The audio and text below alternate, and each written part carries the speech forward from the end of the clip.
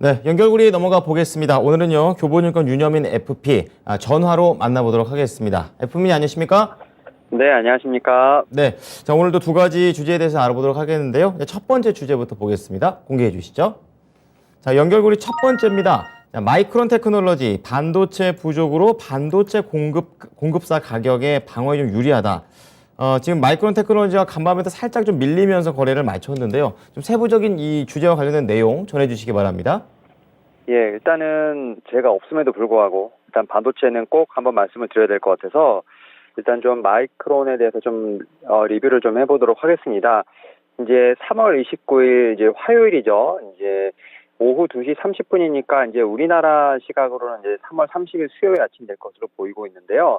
이날 이제 아마 이 동사가 실적에 대한 부분을 좀 발표하지 않을까 좀 싶은데요. 일단 좀 우리나라랑 회계연도가 살짝 다르기 때문에 2022년 2분기, 그러니까 2021년 12월부터 2월까지의 이제 올해 2월까지 실적이 좀 발표가 될 것으로 보이고 있는데 실적 컨센서스는 이제 매출이 한 7,558억, 죄송합니다. 7,558백만 달러 정도 되고요. 컨센서스 매출 같은 경우는 7,558백만 달러 가이던스를 보이는 이런 부분은 사실은 이제 가이던스 7,500만 달러에 비하면 살짝 소폭 좀 상회해서 하지 않을까 좀 생각을 하고 있는데 일단 매출이 이제 가이던스를 살짝 좀 상회하는 이유는 이제 마이크론이 D램 이제 생산 설비를 보유하고 있는 이제 대만 지역에서 좀 수출이 좀 양호하지 않을까라고 좀 생각을 하고 있습니다.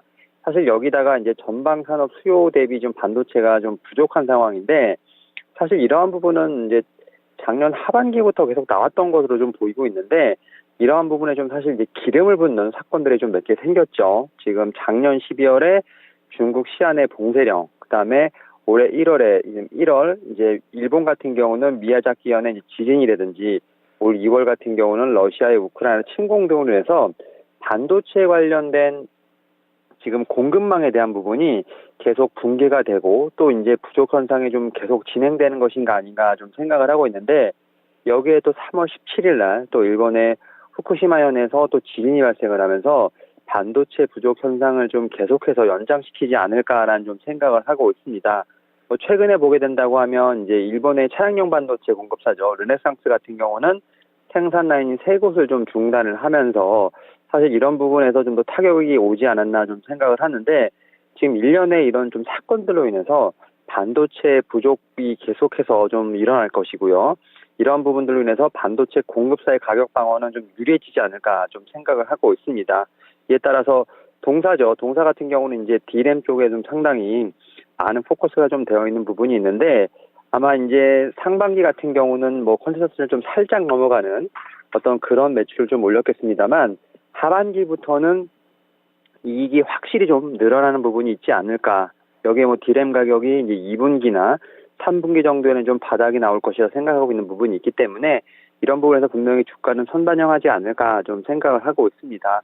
사실 동사 같은 경우는 이제 뭐 주가 같은 경우는 공급망 문제라든지 인플레이션 압력으로 위해서 올해 좀 한 22% 정도 좀 조정을 좀 크게 받았는데요. 뭐 이러한 좀 일련들의 사건들 여기에 또 이제 실적에 대한 부분들이 조금 구체화되면서 지금 목표 주가가 좀 상향되는 어떤 그런 좀 모습이 나오고 있습니다. 지금 뭐 94달러까지도 지금 목표가가 좀 상향되는 모습이 나오고 있기 때문에 이런 측면에서 봤을 때 현재 상황이 오히려 제가 볼 때는 좀 관심 있게 봐야 할 구간이 아닌가 좀 말씀을 드려보도록 하겠습니다. 네, 말씀해 주신 내용에 따르면 반도체 부족이 더 길어질 수 있다 이렇게 얘기하셔가지고 이쪽에서 뭐 수혜를 입을 수 있는 것은 좀 봐야 되지만 좀 피해주도 좀 생각이 듭니다. 자동차라든지 이런 쪽도 좀 더 그러면 이런 악재가 더 길어질 것으로 생각해 봐야 될까요?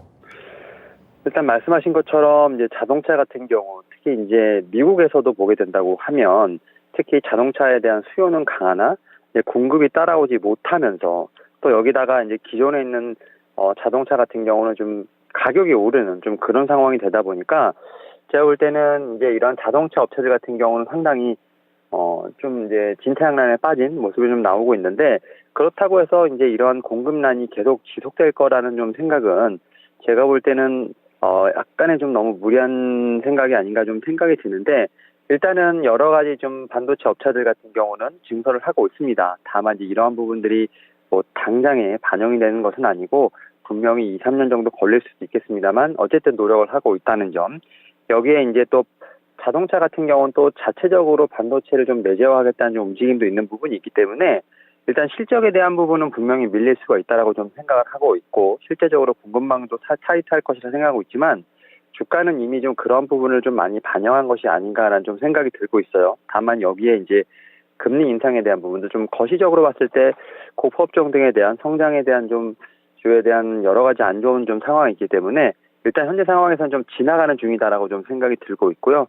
이런 측면에서 봤을 때 뭐 반도체, 어떤 자동차주 같은 경우는 좀 계속해서 관심이 필요하지 않을까 좀 생각은 하고 있습니다. 자, 그럼 조금 더 수혜 쪽으로 집중해서 국내에서 볼 종목들은 어떤 게 있을까요? 일단은 지금 삼성전자, SK하이닉스가 아무래도 이제 우리나라에서는 메모리 쪽으로는 이제 탑티어라고 좀 말씀을 드릴 수 있을 것 같은데 삼성전자, SK하이닉스에 이제 들어가는 이제 장비라든지 어떻게 보면 이제 좀 재료를 공급하는 회사들에게도 분명히 좀 제가 볼 때는 수혜가 있지 않을까 좀 생각을 하고 있고요.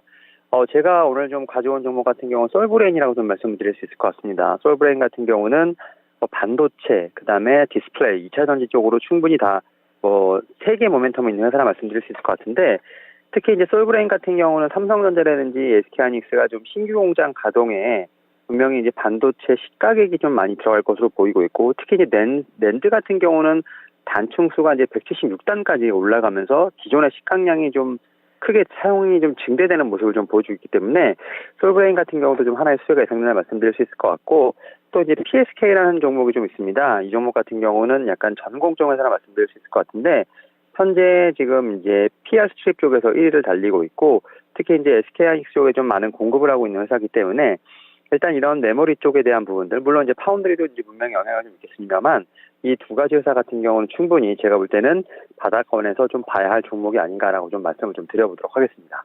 네, 첫 번째 이슈였던 마이크론 테크놀로지와 관련해서는 반도체 장비 종목으로 좀 연결을 해 주셨습니다. 솔브레인 그리고 PSK였습니다. 그럼 두 번째 주제로 넘어가 보겠습니다. 보여주시죠. 자, 첫 번째 반도체 봤고요. 두 번째는 이제 소프트웨어 쪽이군요. 어도비 시스템즈입니다. 몇 번을 강조해도 지나치지 않을 기본, 바로 고객의 데이터베이스입니다. 자, 이것과 관련해 좀 더 자세한 내용 들어보겠습니다. 예, 이제 어도비 시스템 앞에서 이제 마이크론 좀 말씀드렸지만 누구나 아는 회사라 말씀드릴 수 있을 것 같고 특히 지난주에 어도비 서밋 2022가 열렸었습니다. 온라인으로 좀 진행이 됐었는데요. 사실 이제 두 번 정도의 약간 컨퍼런스 같은 게 있는데 하반기에는 어도비 맥스 컨퍼런스가 있어요. 근데 이쪽에서는 포토샵이라든지 아크로벳 같은 약간의 좀 컨텐츠 쪽에서 포커스가 좀 맞춰진다면 이번에 지금 이제 어도비 서밋 2022 같은 경우는 이제 B2B 쪽에 좀 집중된 컨퍼런스 볼 수 있을 것 같고 주로 이제 엔터프라이즈 고객을 위한 좀 마케팅이라고 볼 수 있을 것 같아요. 그래서 이제 고객 데이터 관리 같은 이제 마케팅 솔루션에 좀 초점이 맞춰 있다고 좀 생각이 드는데 사실 이번에 컨퍼런스에서 보게 된다면 약간 좀 눈에 띄는 게 뭐냐면 메타버스형 몰입형 콘텐츠, 헬스케어, 이런 부분에 대한 지원, 약간 이제 소프트웨어 같은 경우도 일단 좀 약간 포트폴리오가 다변화되는 그런 모습을 좀 볼 수 있을 것 같은데, 코카콜라라든지 엔비디아 등과 함께 좀 3D 콘텐츠 제작을 한다던가, 약간 콘텐츠를 좀 약간 메타버스형으로 좀 몰입할 수 있게끔 이런 좀 지원하는 어떤 시스템 같은 걸 좀 만들려고 하는 것 같고, 또 앞에서 말씀드렸던 것처럼 병원이라든지 보험사, 약국 등 이런 어떤 헬스케어 쪽 기업들에 대해서 환자별 경험 관리를 지원하는 이제 헬스케어용 고객 데이터 관리 플랫폼을 이제 좀 지원하는 이런 플랫폼을 좀 이제 어느 정도 선보였다 말씀드릴 수 있을 것 같은데 그럼에도 불구하고 여전히 좀 초점은 이제 고객 데이터베이스라고 볼 수 있을 것 같아요. 신규 기능들 많이 선보이곤 했지만 결국 이제 좀 기본에 집중하자 이런 측면이 좀 강하다 볼 수 있을 것 같은데 실시간 고객 데이터 통합이라고 해서 이제 어도비 리얼 타임 이제 이런 기능이 있는데 이런 부분을 좀 극대화해서 실시간으로 고객의 움직임을 좀 파악하거나 좀 개인화된 마케팅을 통해 좀 마케터들의 캠페인을 좀 극대화할 수 있는 이런 부분이 좀 더 강조됐다라고 볼 수 있을 것 같습니다. 결국 이런 측면에서 봤을 때 제가 볼 때는 여러 가지 기능이 있습니다만 결국은 기본에 충실한 어떤 회사라 말씀드릴 수 있을 것 같고 동사 같은 경우는 같은 회에서 이제 2022년 매직 커트런트 지금 디지털 경험 플랫폼에서 5년 연속 좀 리더로 선정이 됐는데 사실 제가 이제 소프트웨어 기업들을 좀 소개를 해드렸어요. 세일즈포스닷컴이라든지 쇼피파이 등을 좀 소개해드렸지만 결국은 기본에 충실한 회사가 어떻게 보면 좀 계속해서 리더로 좀 선정이 되는 게 아닌가라고 생각이 들고 있고, 앞에서 말씀드렸던 것처럼 이제 마이크론과 마찬가지로 좀 IT 기업에 대한 어떤 관심이 다시 들어올 때 좀 경쟁력을 좀 가지고 있는 회사들이 충분히 반등하지 않을까라는 생각을 하면서 이 종목 같은 경우도 제가 볼 땐 꼭 한번 관심 종목으로 좀 둬야 되지 않을까 말씀을 좀 드려보도록 하겠습니다. 네. 두 번째 주제는 이제 IT 쪽에서도 이제 소프트웨어 쪽으로 이제 집중을 해 주셨는데 경쟁력 있는 기업에 투자하자 이렇게 얘기해 주셨습니다. 그러면 국내에서는 어떤 기업이 경쟁력이 있습니까?